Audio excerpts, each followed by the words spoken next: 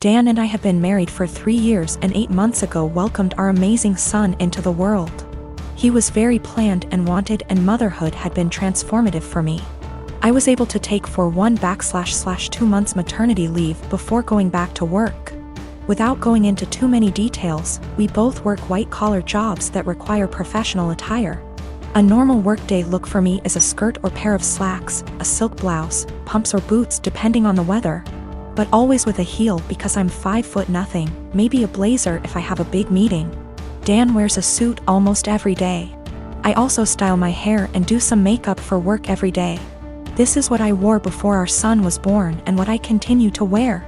Dan and I are pretty even in sharing parenting duties. I tend to take mornings because I'm more of a morning person than Dan. A normal morning for me starts early: short workout, shower, get baby up, get baby ready and baby off to Dan because the daycare is on Dan's way to work. I'm normally dressed at the tail end of this process, but I keep my robe on over my clothes in case my son wants to give my outfit something to remember him by on our way out the door. For the last month or so, Dan has been more irritable than normal in the morning. There have been side comments if he gets up and I'm drying my hair or getting dressed. Basically, if I'm not 100% focused on my son in the AM. Our son is happy playing and supervised, so I just chalked it up to morning moodiness, but it's been getting worse.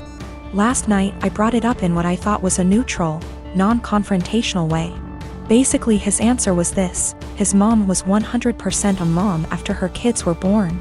She gained a fair amount of weight after she had kids and never tried to lose it.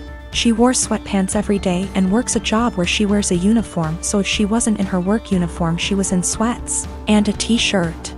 She never did her hair or makeup. Her entire identity was being a mom, and she shared with me how hard it was to watch her kids start their own lives. Dan thinks I don't care about our son as much as he does since I worked on losing the baby weight and still put effort into my appearance. I feel like keeping this part of my identity actually helps me be a better mother. I love my son, but I'm still me and I still have the things I like to do. Dressing well my identity actually helps me be a better mother. I love my son, but I'm still me and I still have the things I like to do. Dressing well, blowing out my hair and doing my makeup are therapeutic to me. Now that being said, my son is my life, and if I knew that not doing those things but guarantee him a happy, healthy life, I would stop immediately. I told Dan that my son and I have our morning routine and he gets lots of time and attention before I go to the office. Dan said he wasn't looking to fight, but he just wanted me to think about my priorities and my time management. So recently, I found out my 15-year-old son, Jacob, pulled an incredibly cruel prank on one of the girls I'll call Ashley, that's in his friend group. I know this girl. She's been to our house and even attended Jacob's birthday party a month ago. She seemed incredibly sweet, if not a bit shy. So when my oldest son, Mark, he's 17, came to me and told me Jacob had asked Ashley out on a date as a prank, I was stunned.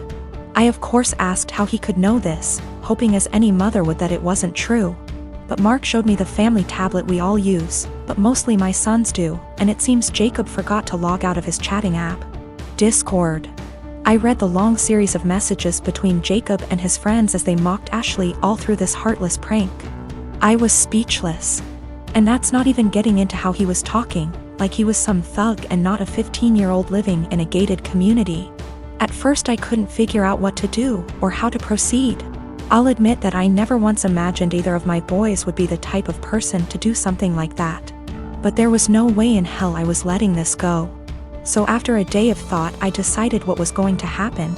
First things first, he was grounded. For how long, I'm not sure. Secondly, I'd gotten Jacob a bike for his birthday, but it hadn't arrived until the day previous, and I'd planned to give it to him when my parents came to visit since they'd been unable to make his party.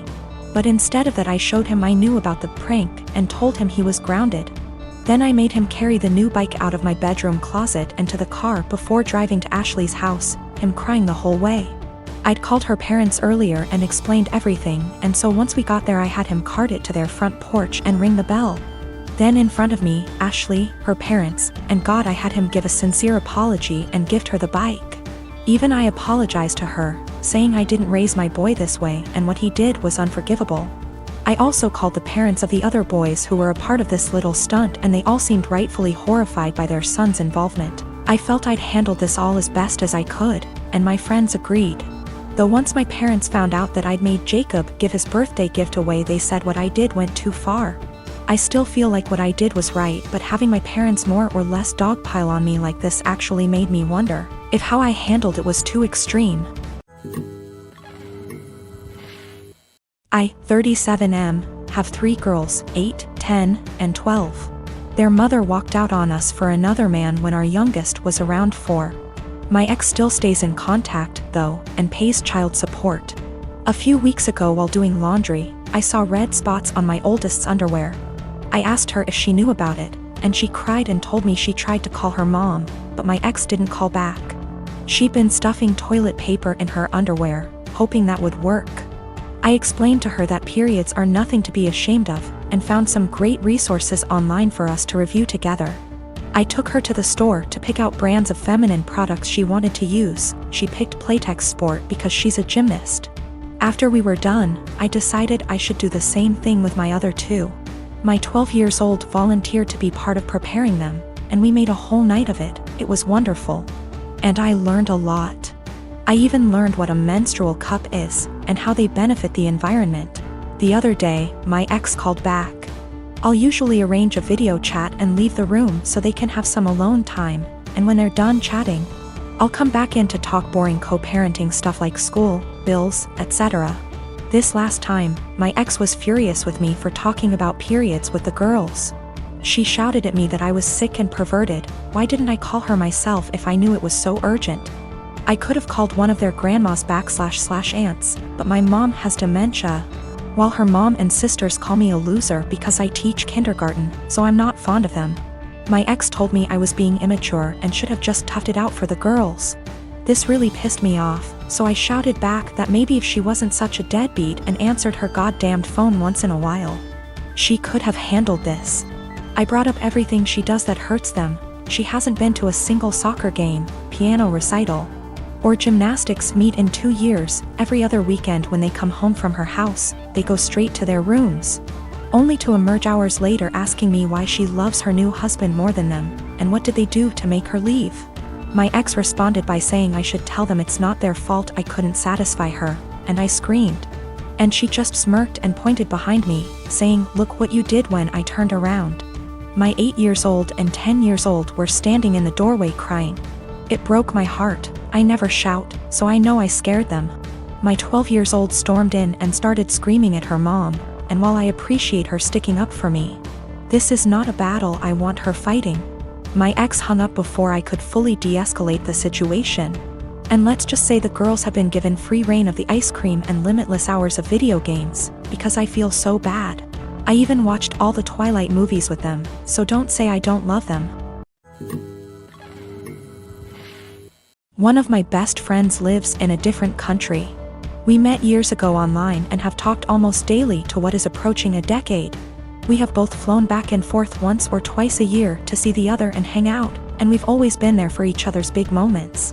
She found out last year that she is expecting her first child, and it was amazing news for us all. I was so happy for her to start the family I know she's always wanted with her husband.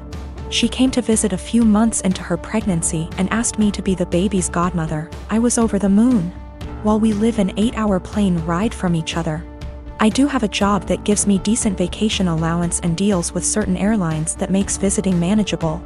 I knew that I could be there for her, and told her that whenever she was ready for someone outside of the family to be there, I would make the trip. Last month, she had her baby shower. And I only found out when I saw on Instagram a mutual friend who lives in the same city as me had surprised her at the shower. I hadn't been invited. I was a little hurt and surprised, but it was the busiest month of the year for the company I work for, and I knew she knew that. So I figured that could be the reason, sent my gift by airmail and said congratulations.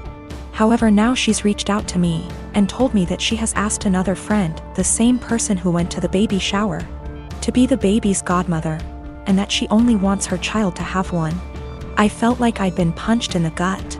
I was heartbroken and felt a bit betrayed. For 6 months I have been excited to take on the role. My own godmother lives in New Zealand and has done for most of my life, so I knew it could work. M knew how to stay in contact and be a part of the child's life while living in another country. But now she's taken back her offer and chosen someone else.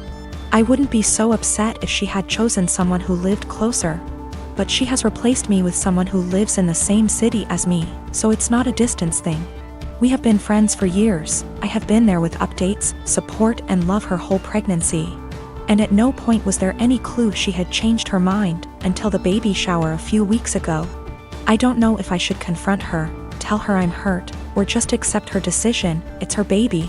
And I would never want to force her into a decision she wasn't happy with. I just don't know what to do or say to her now. I want to let her know I'm sad that I'm missing out, but I don't want to sound like I'm whining. And I want to know why she changed her mind, but I'm scared the answer will just upset me.